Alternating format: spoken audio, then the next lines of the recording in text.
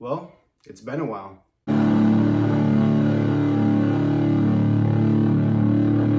I'll probably be making a separate video as to why the video stopped and what's been going on for the past year.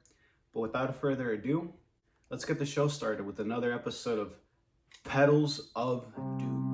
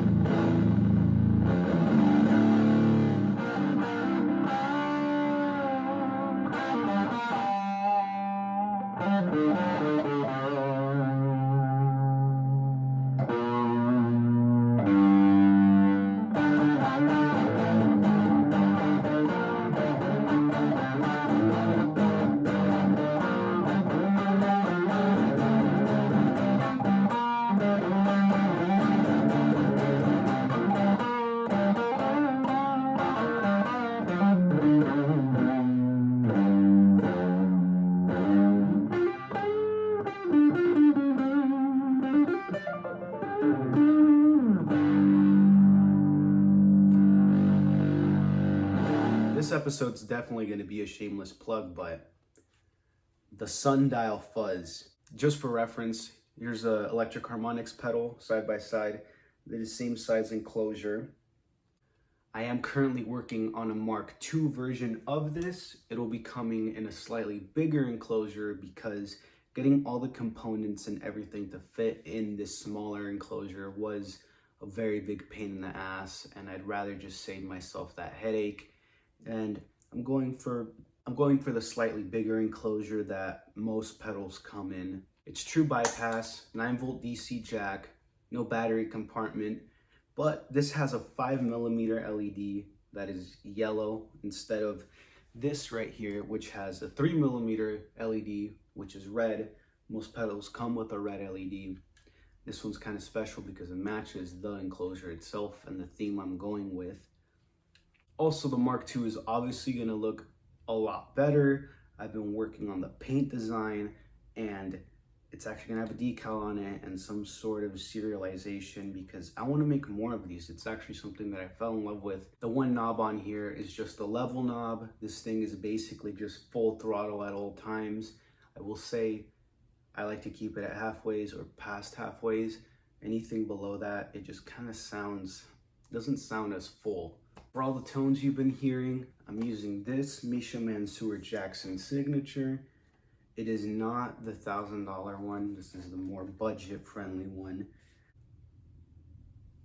But nonetheless, it's an amazing guitar.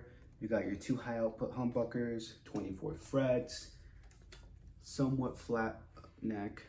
It's not like an Ibanez flat, but it is very flat. Locking tuners, hardtail bridge, coil splits. It's got all the positions you need. This is definitely a very good just studio machine. For all intents and purposes, guitar staying on the bridge position, which, let's be honest, it's probably where this guitar stays for most of its life. Next thing that is in the chain is the Marshall Origin 20. Now, I know this isn't typically a high gain amp. It's more of a plexi style amplifier, but it is a very good pedal platform, and for smaller room use, which is why I have it, especially if I intend to be doing more reviews down the line, I want to have something where I can just push pedals through it. Now for the other thing in the chain, it's this very janky 2x12 that I made that's rocking these Electro Harmonix replacement speakers. The reason as to why is because I'm broke, and honestly, sounds really good for the price. I think these speakers are probably about like $40 each. I haven't had any problems with them. They don't sound horrible. I think for the most part, people are going to be having these kinds of speakers in their combos and whatnot, just whatever generic thing their combo came with, which is a fair representation of what other people in the budget line are going to be playing. The whole idea with these pedals and the brand itself for now is affordable, handmade, boutique pedals. I do think this pedal is a lot more versatile than I initially thought when I made it. Although it doesn't have a gain control, you can turn down the gain with the volume pot on your guitar, which will give you more like classic rock tones, anywhere from an overdriven vintage sound to more of like a Led Zeppelin higher gain vintage sound. I think it does it really well, and then you can just crank it up all the way and get your crazy full throttle sounds, which sound amazing. One of the bigger flaws with these kinds of fuzz pedals is you do pick up radio transmissions with them, which is a big pain in the ass. And it's not just this pedal.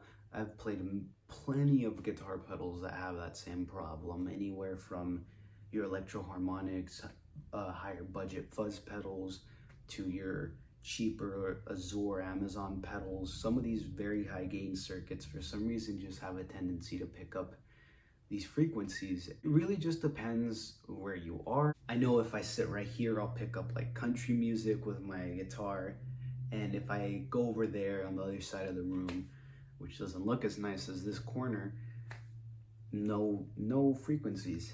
I don't know the science behind it, but I know it happens to a lot of people. The only big way around it that I've found is playing the pedal fully cranked. I think with all the gain, it kind of just muffles out all those transmissions and stuff like that. And 3, just don't stop playing. That's pretty much it for this video. I do have some more content planned for the future. I do want to keep pushing this forward and not do what happened last year.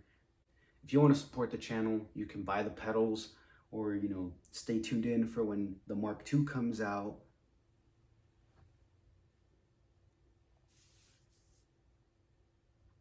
Or if you want to do something free, subscribe and like the video.